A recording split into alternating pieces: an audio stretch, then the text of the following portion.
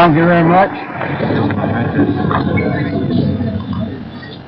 Thank you very much for that warm, heartfelt welcome. Much of it carries a vibration which is mutual, which I send back to you. That's the vibration of love. For this is the reason, the sole reason for my work, for my race. It was love,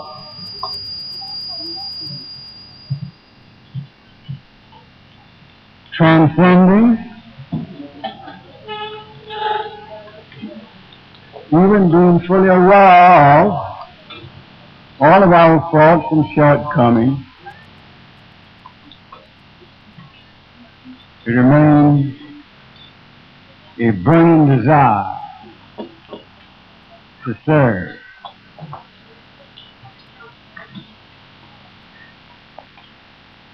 I should try not to give a very long speech. In fact, it shouldn't be very long, because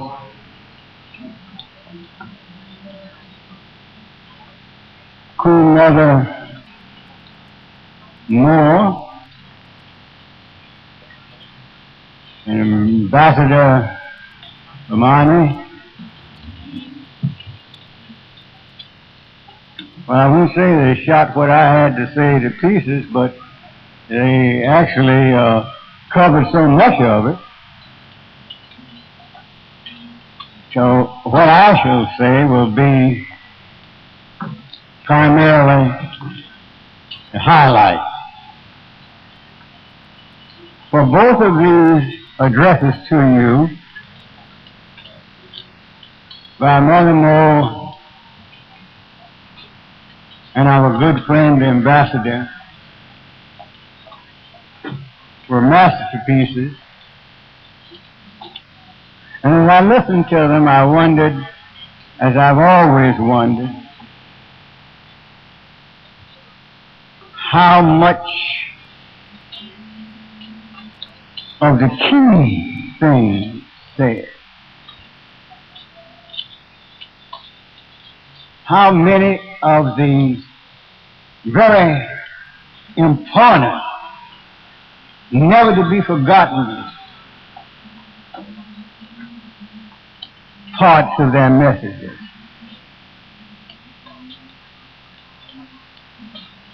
will not only be remembered, but will be acted upon. I wonder.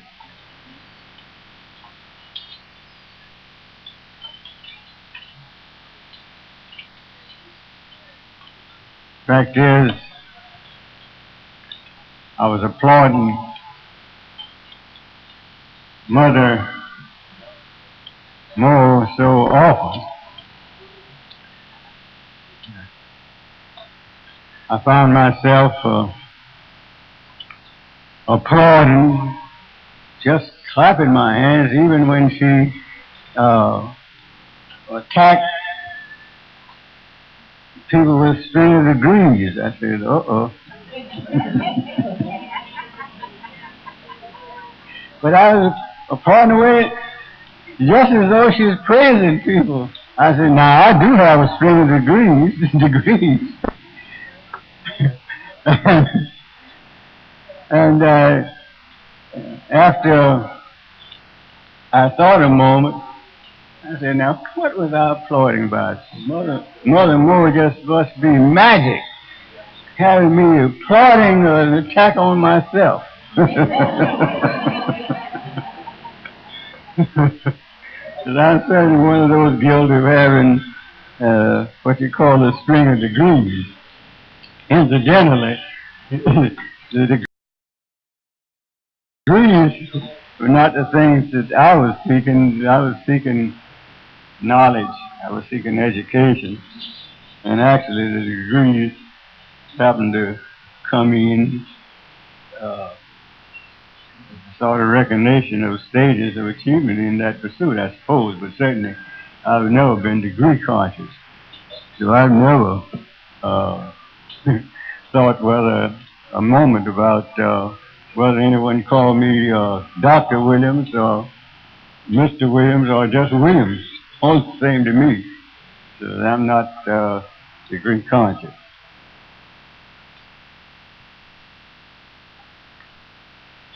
A few things they did lead me to say or to reemphasize.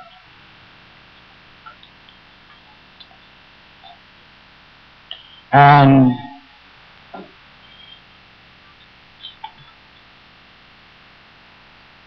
what I shall say will have to do with what I will be saying, the only thing that I will be talking about for the rest of my life.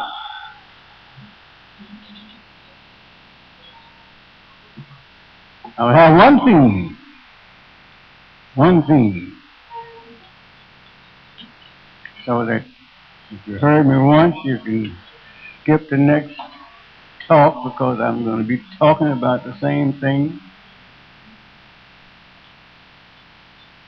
until it's driven home to the point that throughout this land of ours and other parts of the black world, action will begin.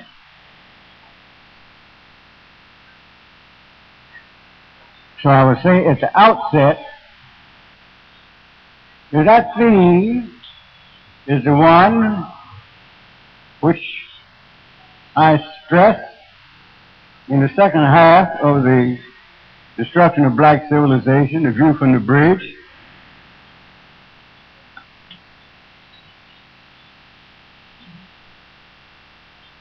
which has to do with the question of what we should be doing now for our own salvation, what we should actually be doing.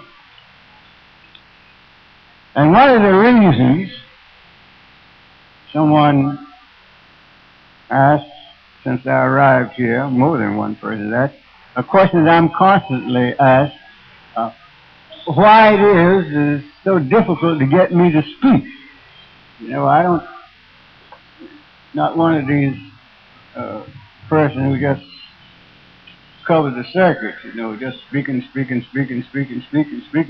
all the time. I can't escape answering some invitations,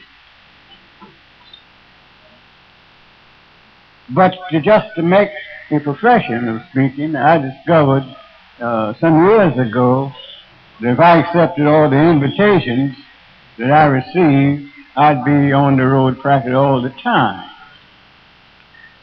But that isn't the reason. The reason, very simply, is something that I observed as a boy.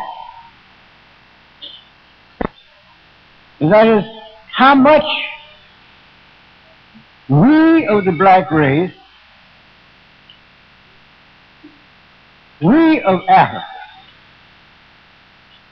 have got into a habit that is almost traditional, which is a love for meetings, and a love for speaking, and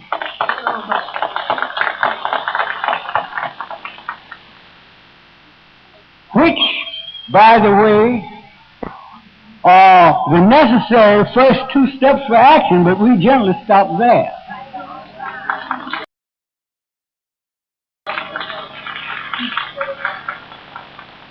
And I said that I'm not going to wear myself out to the end by just going around speaking the same thing over and over again that you know only too well. Largely, we don't want to hear the kind of message I have to give, because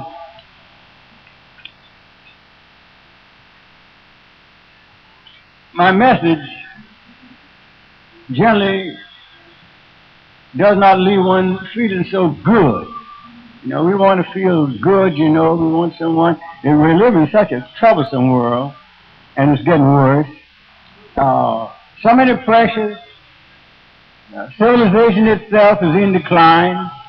Society is disintegrating. Standards, what are they? Standards? Every man for himself, the devil take the hind. The age of the rip-off, where very little in the main is cared about the other person. The age of stealing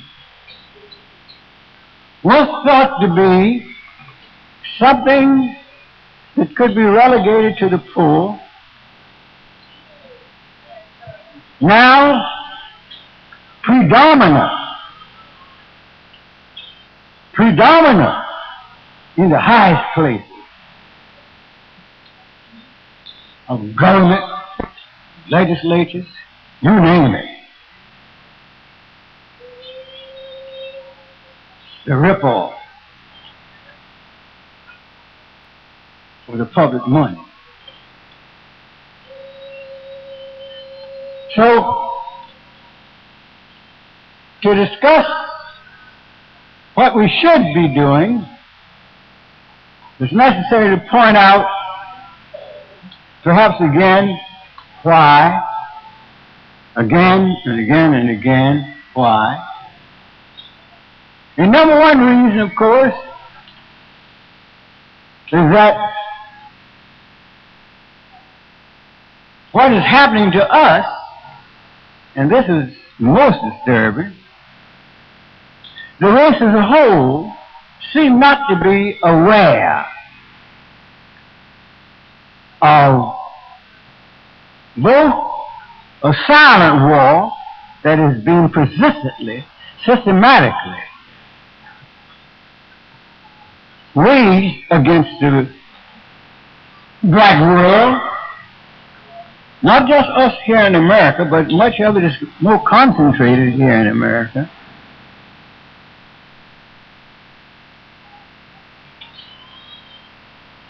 Silent, and then it's not so silent. And because it's more and more open, you know, if you listen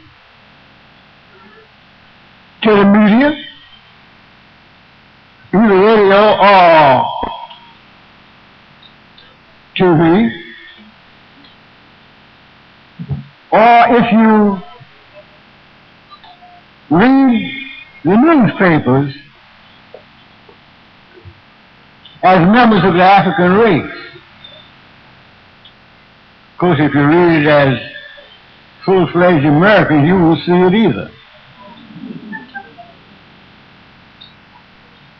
You see it, but you say, you know, not talking about me, they're talking about us. And it's organized. So the overall theme of what I shall be saying, and which would be, in effect, my last message to the race, could be called, or could be presented under the title of While the Black World Sleeps. While the Black World Sleeps.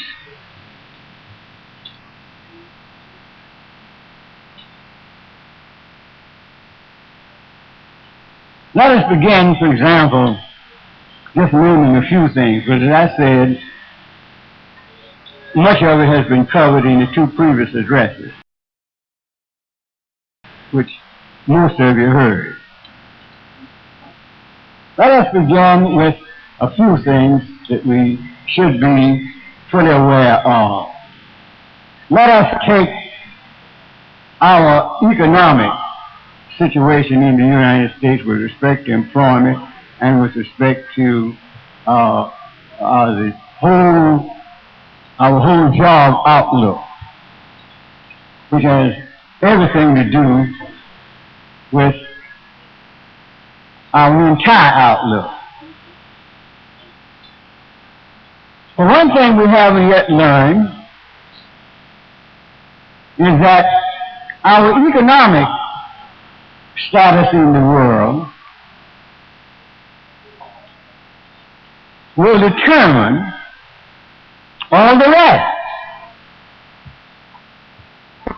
Will determine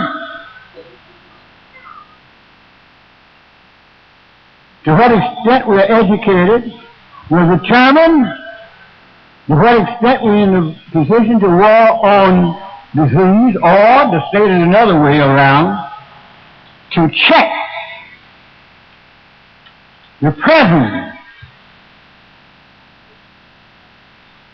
system of life and death in which we of the black world always die first. To know that our politics mean nothing unless it is supported by something, based upon something that gives not just those who happen to be elected to office a better status in life, a good position, a good job, more influence, more respectability. But until politics means something for the masses of the people who vote for these politicians, politics will mean very little in advancing the race, except to the ballot box and back home. And to be thereafter deceived. So we should be very much concerned about 3 or 4 developments which I will mention. The first began in the 1960s. The most significant one began after the outbreak of rioting following the assassination of Dr. King, when the government set up a $3 billion anti-black law enforcement agency, set up expressly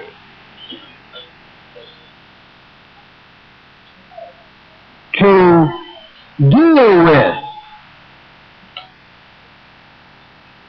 any possible future outbreaks among blacks.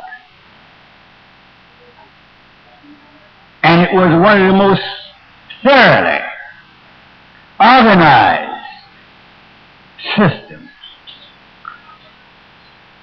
We hear about it as LEA, Law Enforcement Agency, but we don't think it means very much for us. It's entirely made up for us. Since it was set up, billions of dollars have been expended.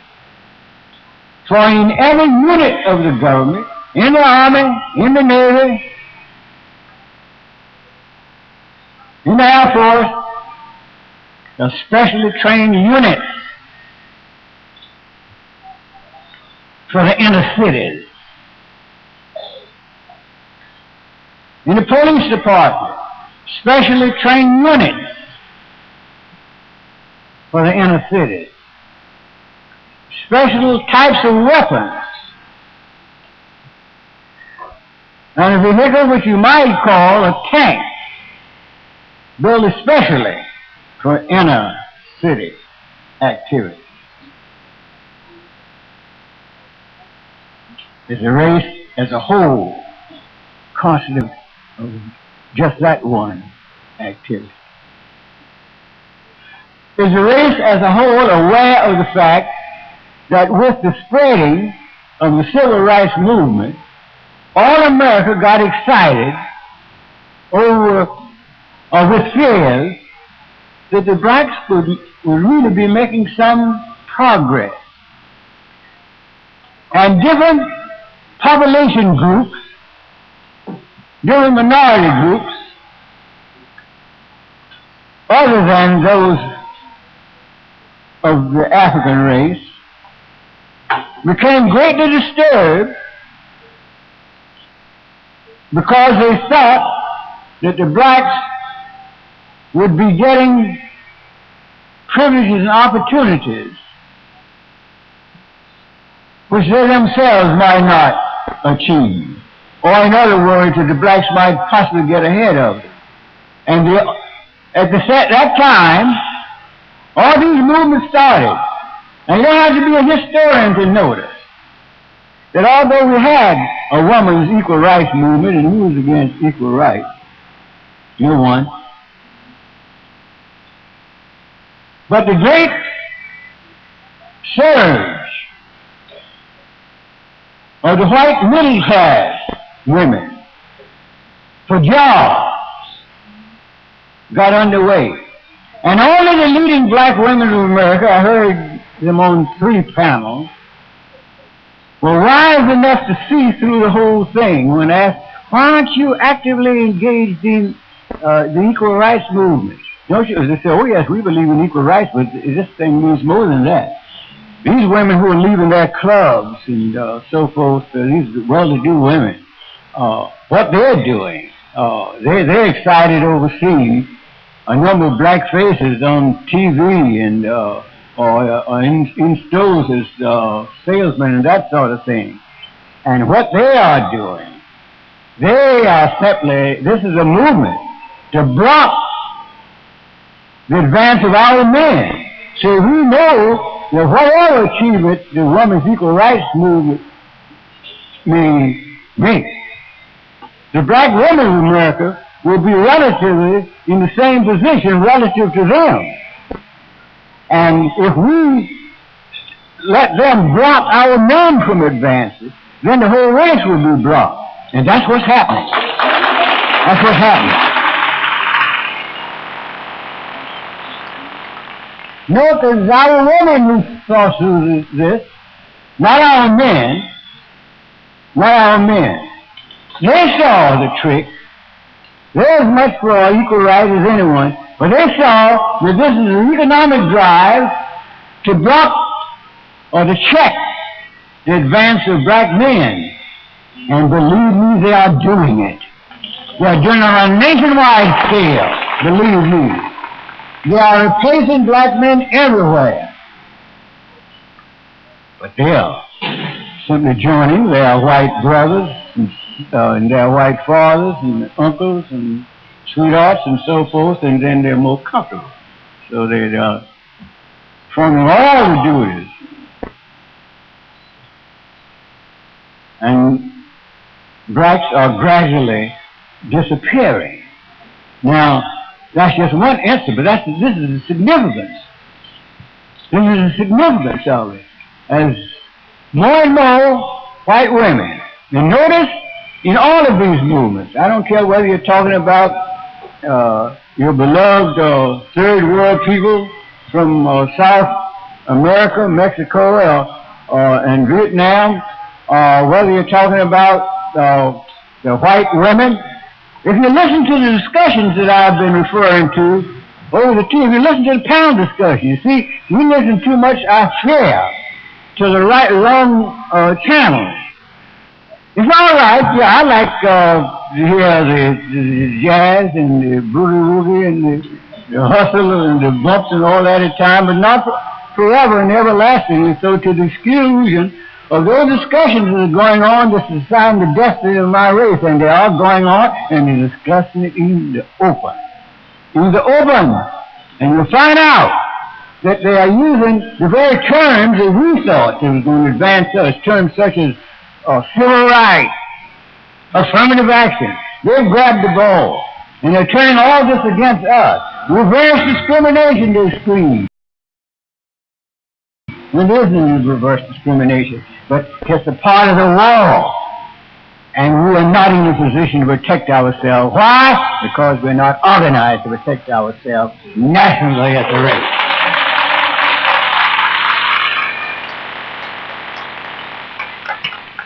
The other war group, Klan War, I mentioned the Klan and the Ku Klux Klan and the Hitler's American Nazi Party and the John Birch Society and the White Citizen Council and so forth, primarily because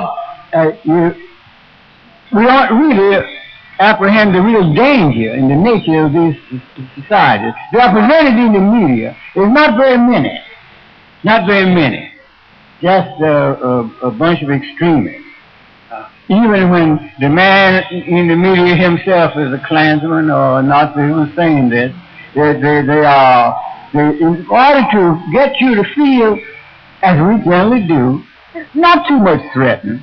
But let me tell you, my friend, the people who march with the sheets and so forth, this is just a fraction of the Klan, just to mention one organization, just to mention one. Because what I say about the Klan is true of all the rest of it. The real power of the Klan, the real power of the Ku Klux Klan, and its real danger to us is their membership, their silent, unpublished membership. Members who wouldn't be seen in a Klan meeting, ever. Because they're judges, they're sheriffs, they're police officers, they are members of the legislature, they are in the highest position, they are members of the Klan and these other racist organizations. And that's where the power is. That's where the power is. We see what looks like a relative few. And you say, oh, just a few crooks. Who's worrying about them? But they have power. And the power is that secret list of members. Of course, all of them are secret as a rule, for the most part. But the vast number, and this has always been the case, always been the case. They rarely reveal the real power. And it goes all the way up to the highest echelons of government in these organizations, designed primarily to crush, to check, to destroy the black race in America. We have no means of protecting ourselves against such like organizations. And there's any number of these. But what about the danger within? And here's where the jump on Chancellor Williams and say, now, if you just stay on Whitey, now, don't bother us. Don't bother us. A professor at Temple University, he's very much disturbed. And, I'm the one, you know, the Black Academy gave the Book of the Year award to the destruction of black civilization some years ago. He was on the board. He said, I think I'll vote against that award, although it's going to pass, but I think I'll vote against it because you give us to we washing our dirty linen in the public. This shouldn't be done. Say, just keep the fire on the whites. Say, don't be revealing. Now the idea among us, so deceptive, there's so many of us, is that the white people don't know about what's going on in the black world when they are really the origin and the promoters of the whole thing. I don't care what it is. They know more about it than we seem to really know or to acknowledge. So we aren't hiding anything from the whites, you know. Let me mention a few things that hurts me to discuss. just like in writing history. If you have sworn on the altar of God that your sole purpose is the search for truth, and that once you can determine what the truth is, you're going to declare it, no matter how much it hurts or who it hurts. If it hurts your own race, if it hurts your own religious affiliation, no matter if it hurts your best friend, declare that truth, if you're going to be a true historian. Don't dress up. Don't say, well, no, I won't put that in. No, I'll leave that out. Oh, you can do it, and it won't be missed. Hardly. Just leave it out, and it's been left out. A whole lot of the things been left out. It's not even discussed.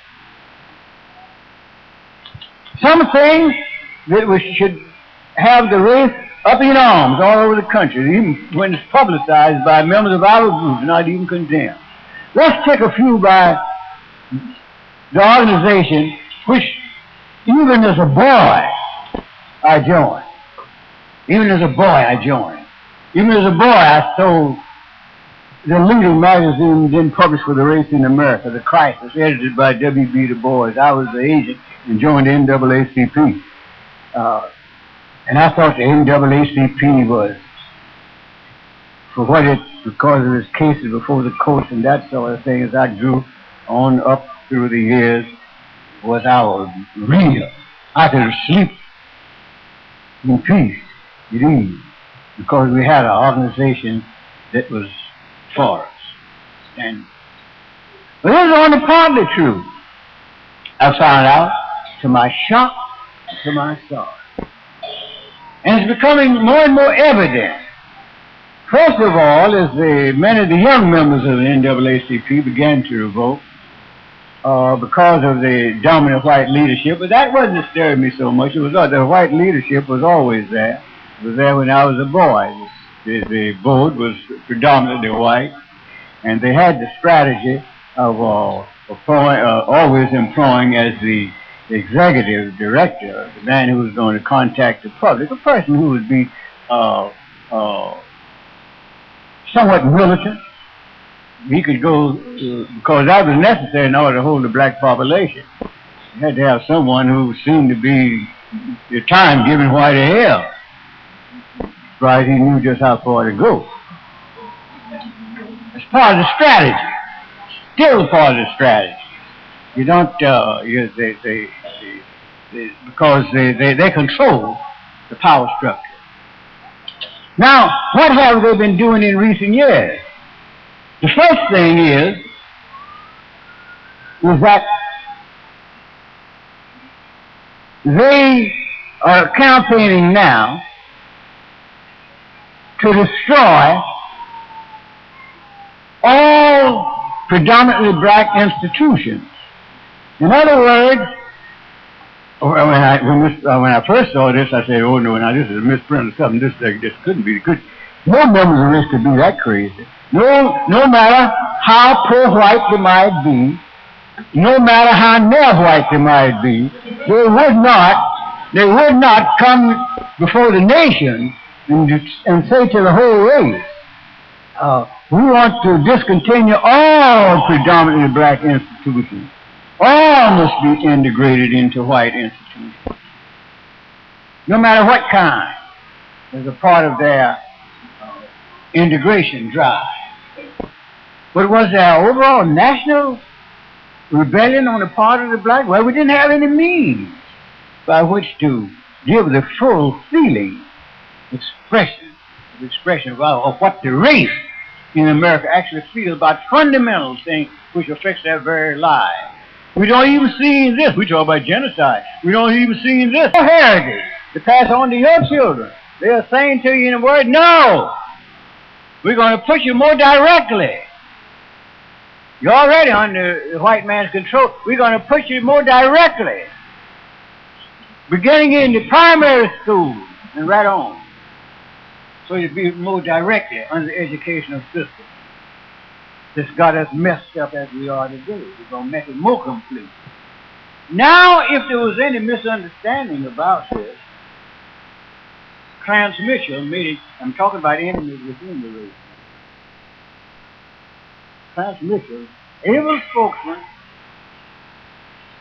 nationally known as such, one of the cornerstones. When they had their Washington Convention, National Convention in Washington 2 years ago, he went on nationwide public broadcast. And when asked, but what is the real purpose of integration? Because I already told you when I issued the destruction of black civilization what the real purpose was. The real purpose is amalgamation. And we try to get it mixed up with segregation, try to get mixed up with the right to go to any school you want to. It has nothing to do with these things. That is an integration mission.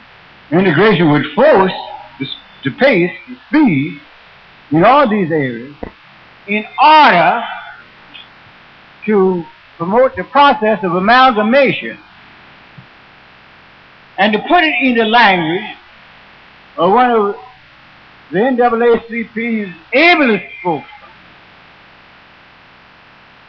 to the whole nation and therefore to the world, said he, and that's the real purpose of integration. So the real purpose of integration is quite clear, not just segregation. The real purpose of integration is to realize the American dream of the melting pot.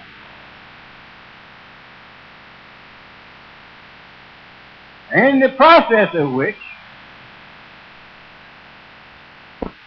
we will, in the course of time, about 50 years and certainly not more than 100, all be of one color. And here was his crowning remark.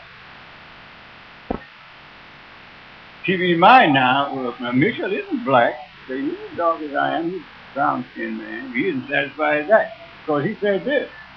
He said, so that 50 years from now, and certainly not more than 100, you will not be able to see in this land a face on TV as dark as mine. Now I thought, when a statement like that is made to the nation, that's why I say the black while the black was asleep, I thought there would be hell breaking loose. I thought protests would pour in on the NAACP and letters be written to the editor and on these talking programs which I haven't heard of any month. Here's talking about genocide. If this isn't genocide, what is? He's talking about the abolition of the race through a gradual merger till we get lighter and lighter, and whiter and whiter, until you can't. Well, what kind of world will that be if you could spread it over the world? See, this is in defiance of the laws of nature itself. These are some of the enemies within. Now, my friends, keep in mind, the reason I bring it up, because it's part of the thing which we've got to recognize as a people before we understand some of the things which hold us back. Because what I'm talking about now, I'm actually talking about how the white world and the third world sees the black world.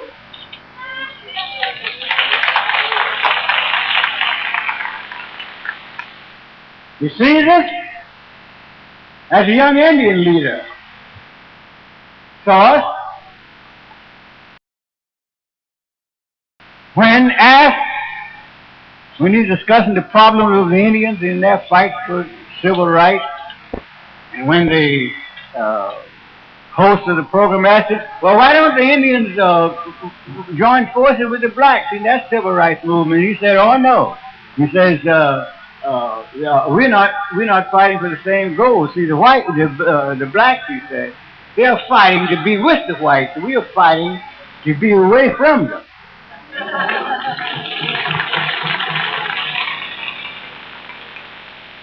The blacks are fighting to merge their identity in the white race. We are fighting to keep our identity. For we insist, said this young Indian leader, and we shall fight to be recognized as equals among men, as Indians. And we are not going to abolish our race to accommodate the egotism and the superiority complex of white. We'll hold our Indianhood.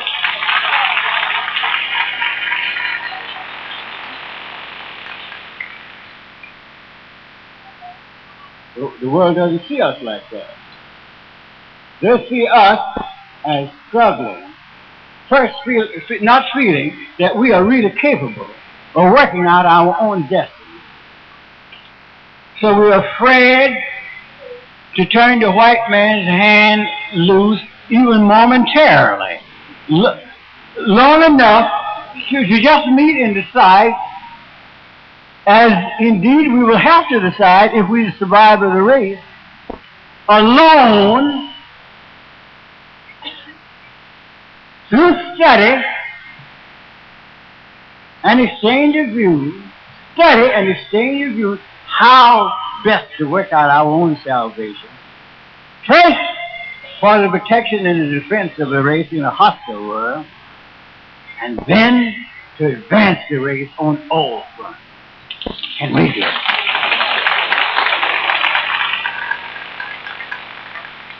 Only one way it can be done, and that would be a movement to unify the race.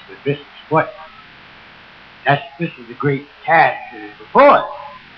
This is the great task that is before us. And it's one, because of its magnitude, we somehow hesitate to attack. But it's one which we will have to attack, this matter of having self-confidence. How do we get like this? Well, Mother Moses really told us.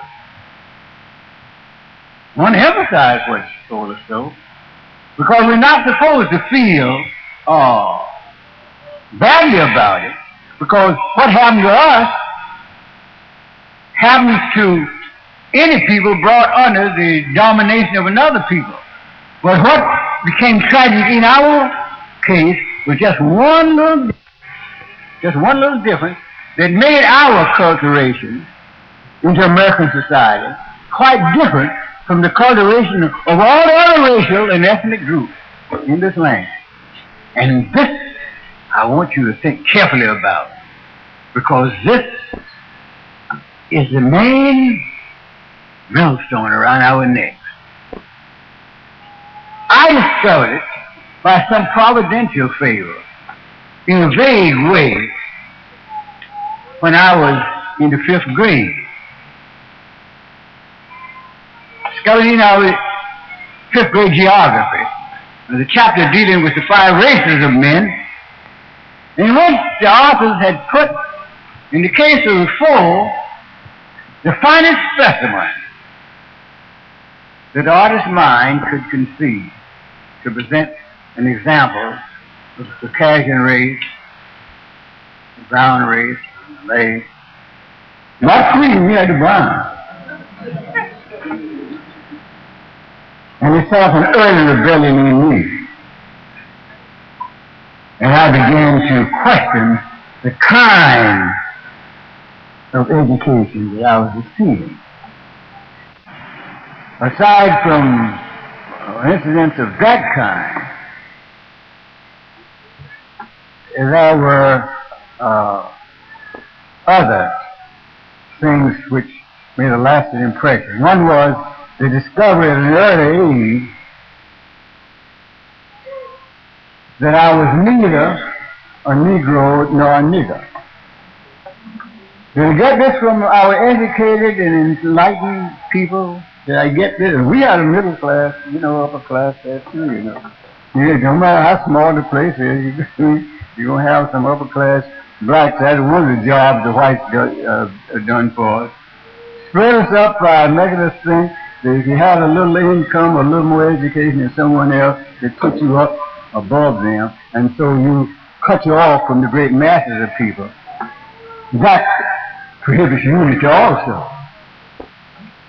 That prohibits unity also.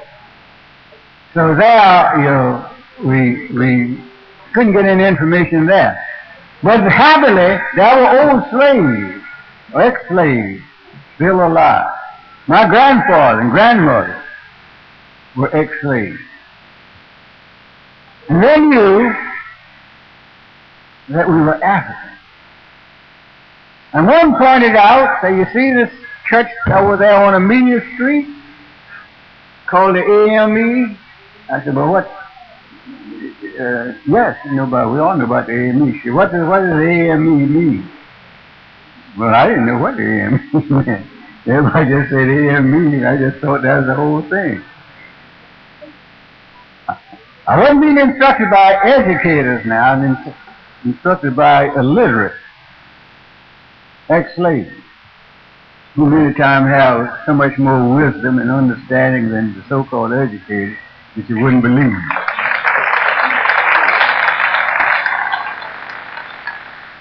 He said, well, some of us at a very early period knew that we were African. And this is a group of people. This church was founded by a group of our people who knew that they were African and were tired of being dominated by white bishops and white superintendents and so forth in the ME, Methodist Episcopal Church. So they withdrew from the white-controlled, white-dominated ME Church and formed their own African Methodist Episcopal Church. They knew that they were African.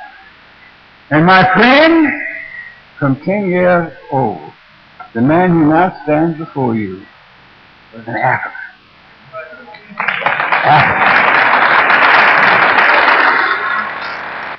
That's important because it's behind all that I've done, the sense that I was more African than I was in America. Still am. That's very, very important. I think then the point that must be stressed is that in coming through this process of education with nothing to offset it, cut off from our homeland. When we first came, we were called Africans, But it dawned upon the whites that now this won't do because this sounds like somebody. And they realize it. They realize it. If the slaves came up with the consciousness that they were Africans, they had to come up with the consciousness that they were somebody, that there was a homeland behind them or something. So they obliterated that so completely that even when I was in college, if you call anybody an African, you get a fight. Culturally, let me emphasize that, to be an American, it was necessary for you to be culturally, and that is mentally, white. That is the process of becoming an American. Specifically, it meant then that you adopted the white man's religion, his politics, his economic ideas, his value system, his whole way of life, you adopted. Now it happened that American culture was Anglo-Saxon, which means that it was German in origin. Anti-African and anti-black from times immemorial. Please get this if you don't get a single other thing I say, because it's probably one of the most important things. The American culture was Anglo-Saxon culture, to which it was easy for the Greeks, Poles, and others to become adopted to absorb, because it did not destroy their links with their Poland, their links with Greece, their links with Ireland, their links with whatever country they came from. They had always sing with pride about their fatherland, the land of their forefathers and their foremothers. And they never forgot it, no matter have they ever seen it. They didn't have to see it. They didn't have to go back.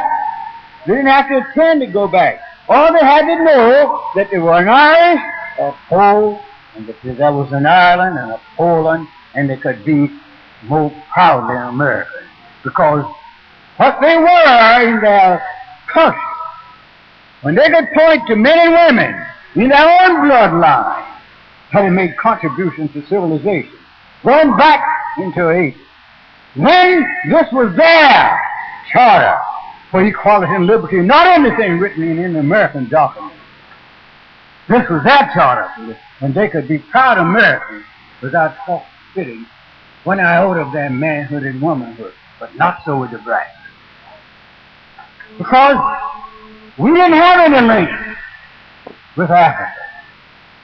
What we heard about Africa, that we came from a land of savages and cannibals, barbarians and what have you, and that we should pray every day and every night on our knees thanking God that by His grace we were saved by the white man and brought under Christian civilization.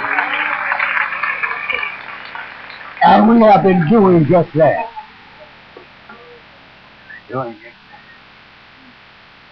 Because we didn't have this heritage. See, when you're talking about the study of history, you're not talking about just studying history to know. No, it goes deeper than that.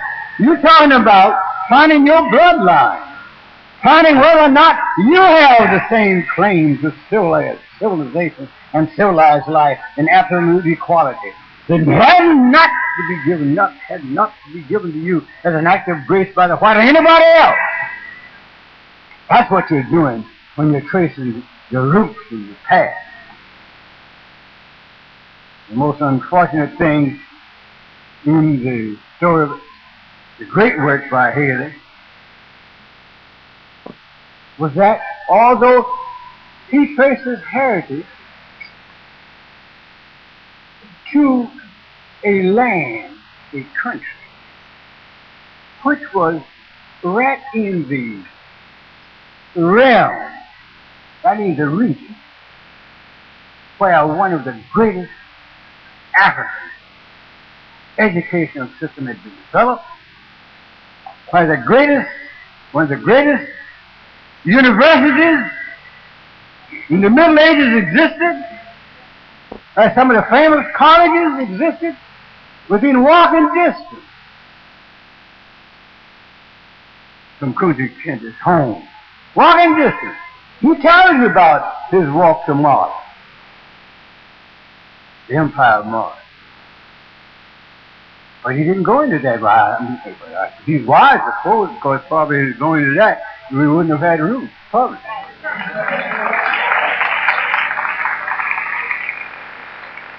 He had to know it. With all the research he did, he had to know it. He had to know it.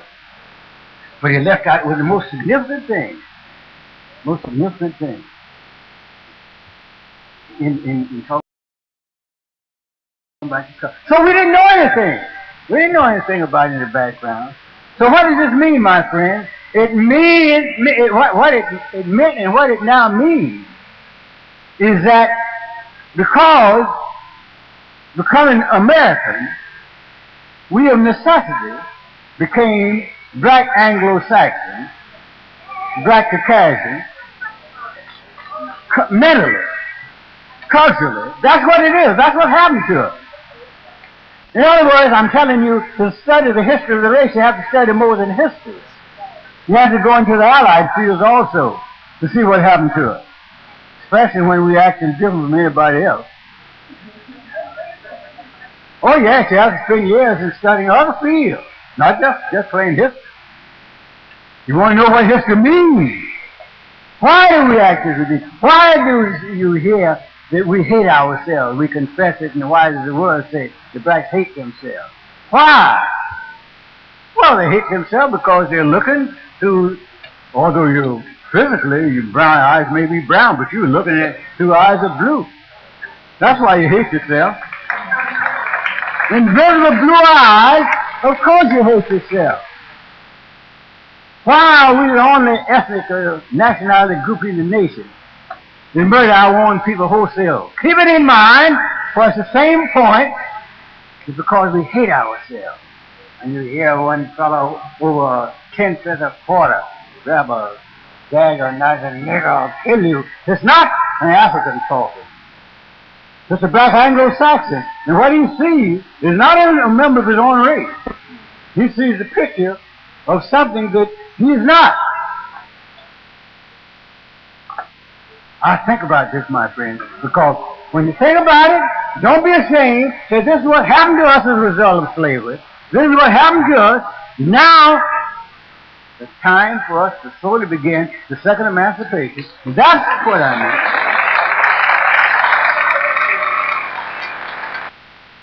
When I dedicated the second edition of the instruction to the youth of America, I did it because they had, in the 1960s, actually started what looked like was going to be the second emancipation, which is the liberation of our mind, the very thing I'm talking about now. For one thing, if you don't remember anything else in the instruction of black civilization, on the point that I'm now discussing, when I said that the white man's greatest victory over the black, the white man's greatest victory over us was not the conquest of our country and its land, as awful and devastating as that was. His greatest conquest was not the conquest and enslavement of our body, as damnable as that was. But his lasting and most permanent conquest was the conquest of our mind.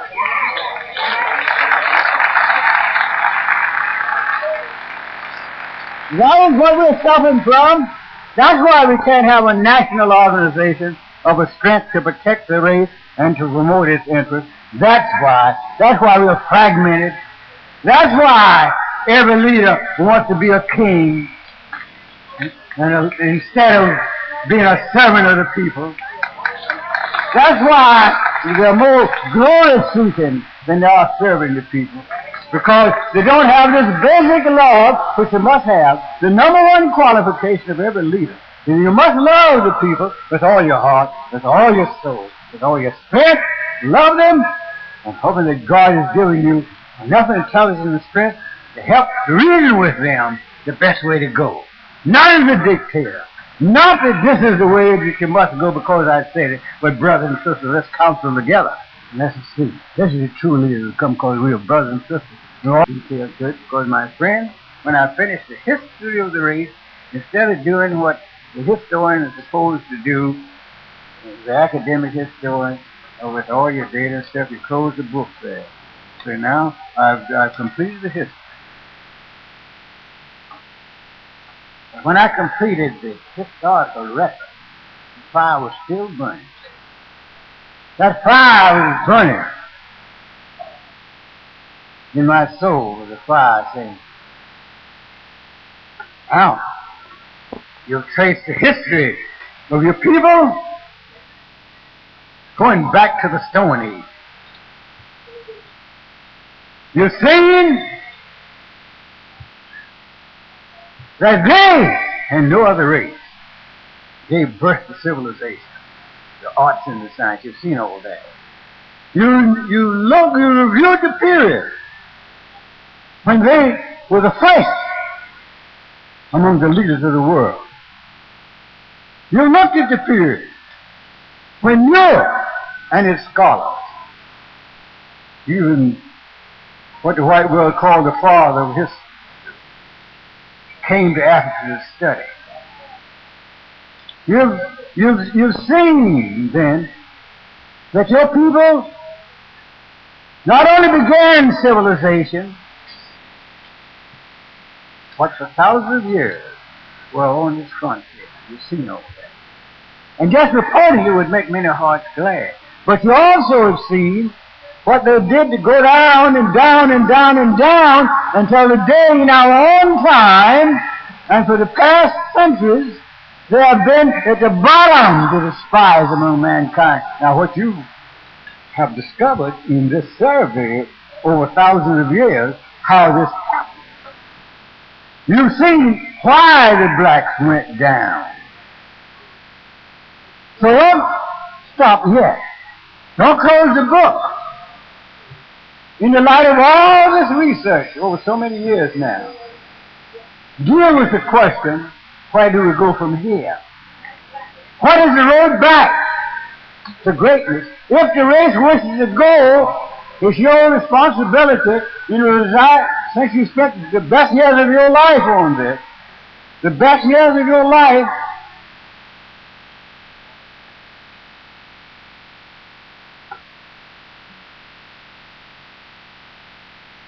some charge that the reason for my blindness, or near blindness, I'm not absolutely blind, but I'm near blind, is due to this excessive study, but I'm not putting it to that. The point was, the challenge to me was, since you spent the best years of your life in all of this, it's your obligation now to indicate from the same data, not from any armchair thinking, not from just saying what you think it should be, no, but from your own record. What is the route to salvation? We won't stop now. Right. Right to view from the breeze. Right what the race should be doing. And how they should be doing. And this is going to be their hardest task because they've been so fragmented till this unity has become a way of life with them.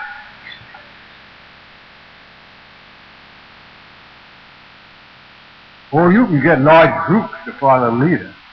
You won't have any trouble with that.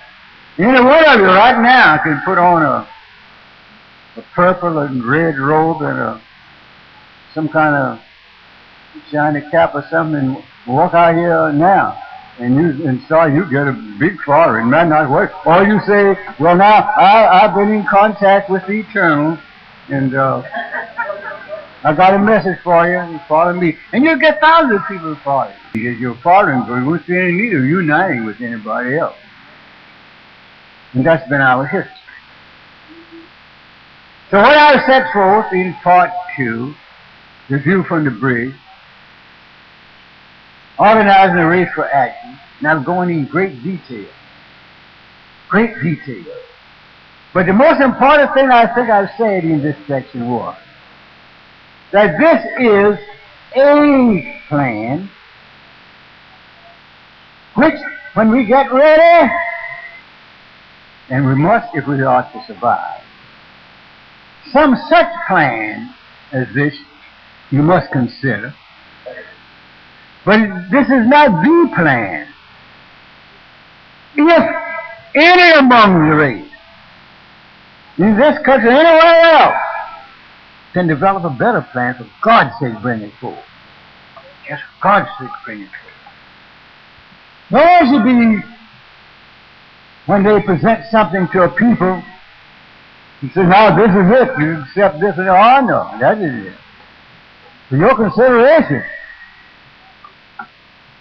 with the hope that in second analysis, there will be ideas for improvement. There will be ways to modify or to make it even better. But you've got to have a plan to begin with. You've got to have a skeleton. You've got to have something to work with. And you've got to have a vision. We are a quick up and quick down people.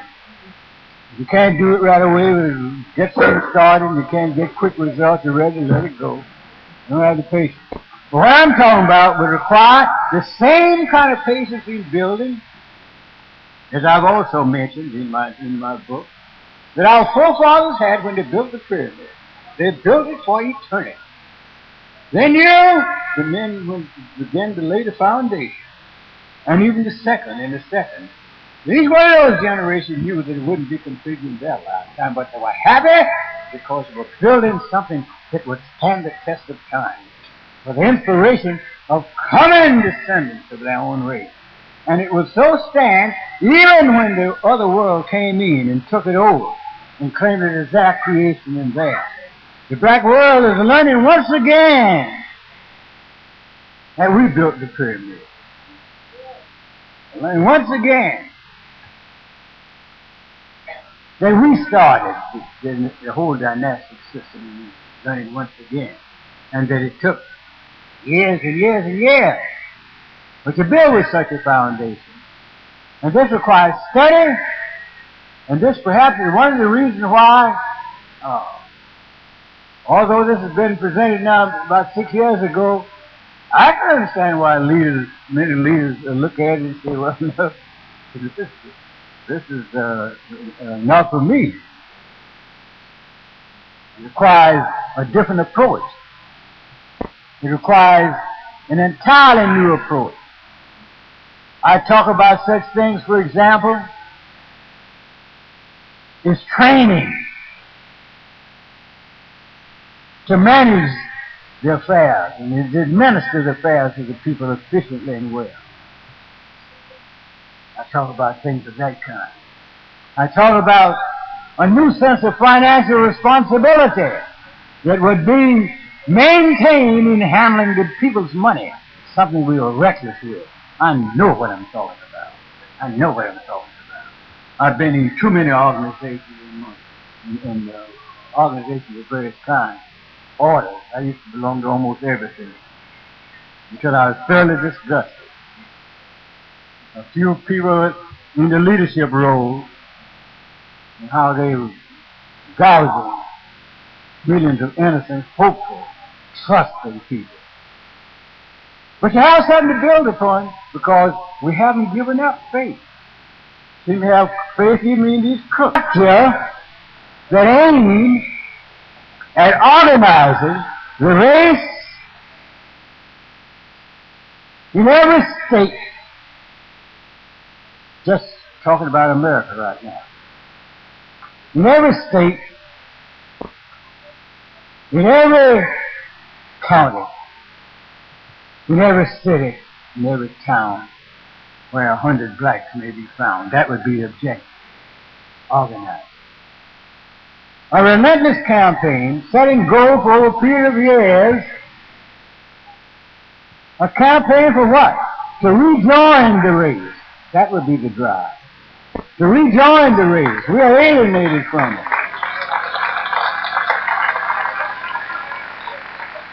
What are you doing with so many young people in the field? What are you doing calling students, telling them during the summer that you need tens of thousands of them to go into the field in the membership campaign that's going to be relentless from year to year? What are you doing? We are enlisting members to rejoin the race. But we have a program, we worked out a program for it. A program, number one, to protect the race on all fronts. To wield national and international power, for then and then only can we speak from a position of strength that will command respect for the whole world, governments and everything else, because you're organized. Second, with a program that will provide a program of production, number one, where we will sit down and examine ourselves from head to foot and ask the question, what do I have on that is manufactured by our race?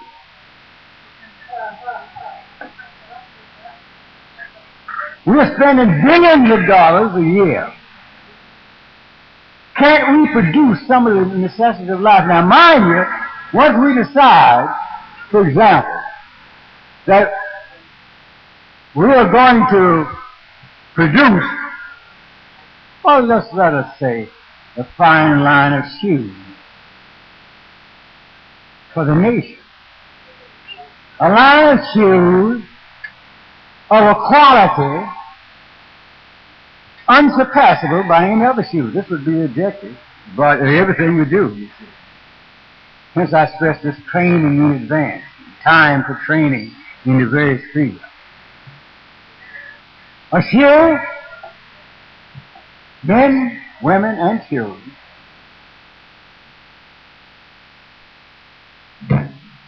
of the best style, of the best quality.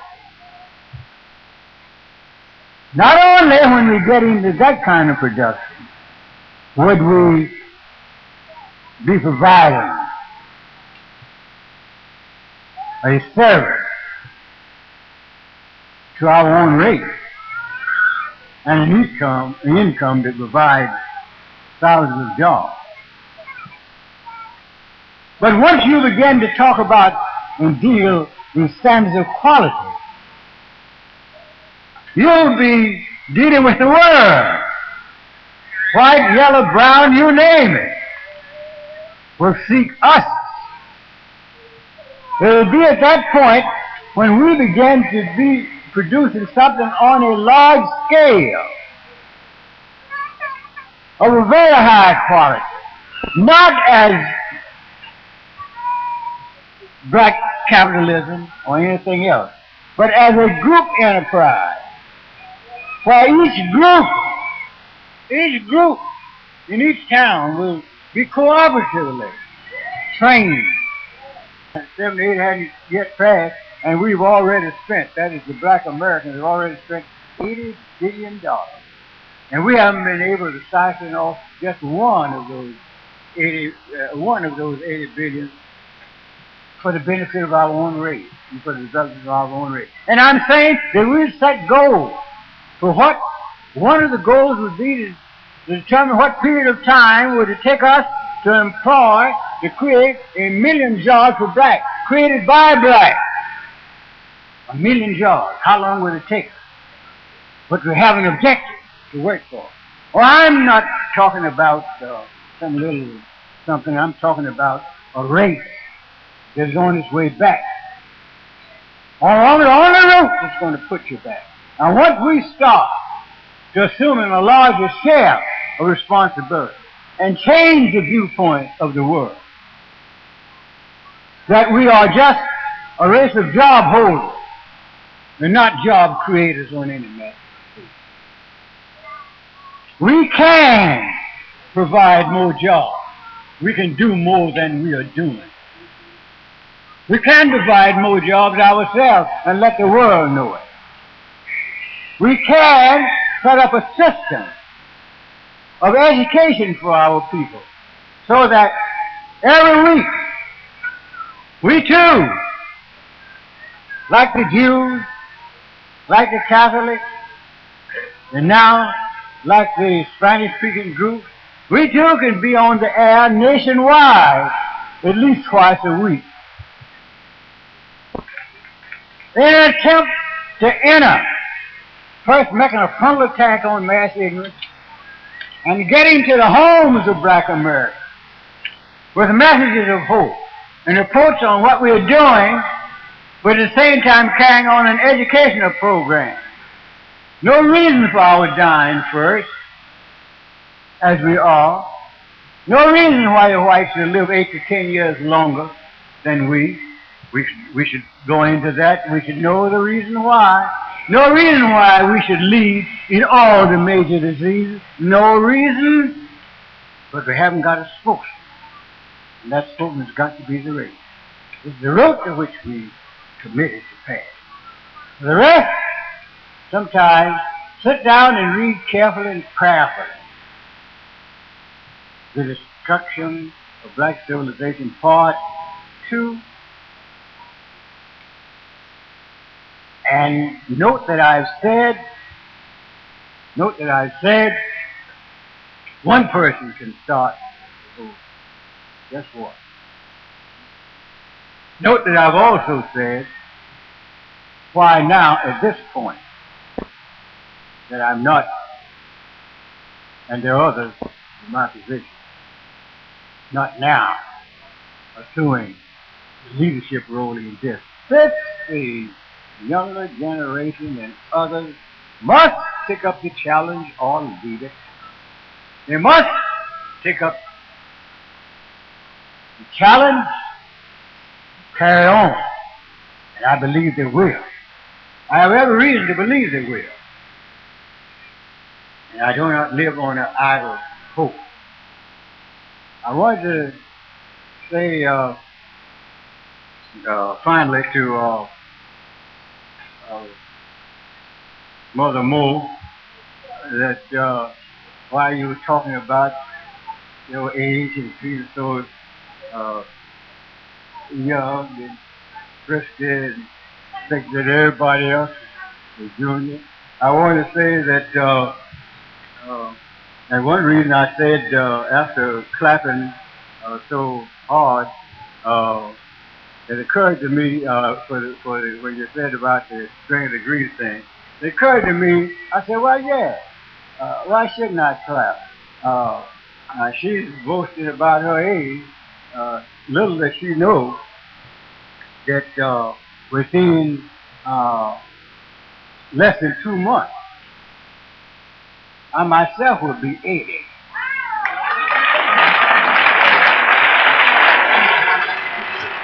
And my friends talking about being blessed, I have been doubly blessed, for except with the failure of the eyes, I would take a poll and bet that I feel better than 3/4 of now. Take care of my health. I feel fine and doing well. My last word then, and this is my last word, I've indicated a number of times the last word, and I kept on talking. My last word then is to persevere, not to despair, although we seem to be more fragmented than ever. I feel, and I know, from the letters I get, from the telephone calls I get from 4 different parts, and not only the United States, but sometimes from overseas, that there is a grim resolve in many, and actually last Sunday, prison, where I appeared, where the prisoners had given, for every year, they have what they call the Chancellor Williams Award they give to an outstanding member of the race who has made a contribution. But one of the things they said is what I frequently hear. You will not be let down. We have studied you. We believe that you indicated the way for us out, and we will not fail. We will not fail you. And I get this from so many places. Until when once in a while I get another call from someone who is despairing, say, aren't you disheartened? Look at us. We're going in every direction. We're joining all kind of poorhouse organizations and whatnot. Do you know about this? Let me tell you about this. I said, no, I know about them. I get lessons about the poor organizations. That they don't seem to be headed towards unity. They seem to be headed up on something else. Aren't you discouraged? No, I'm not discouraged. No, I'm not discouraged. And I think, and when I sing it all about we shall overcome, it's not in the vein of the civil rights. I think it's going to be something that we will start. Perhaps it'll be underway before I pass from the scene. It may be underway before I pass from the scene. But whoever starts must remember that they're starting something that must be started slowly and with firm foundation. And as you build, the eyes of an all-seeing God will overlook you, and we will not be defeated by the things which happen even against us by others or within our race. We will not be defeated. We will not be abolished. We will not be destroyed by the analysts of population who grimly predict that we would probably be the first casualties in any overcrowding of the world, the survival of the fittest would come to the fore. Don't be discouraged about any of these things. But try to remember that we should have the same resolution that our forefathers, foremothers had as their voices rang over the forest and over the fields and over the hills and across the streams and rivers of Africa. As they sang, we are children of the sun, and we'll overcome each test. For we are the first upon the earth, and we'll be the last.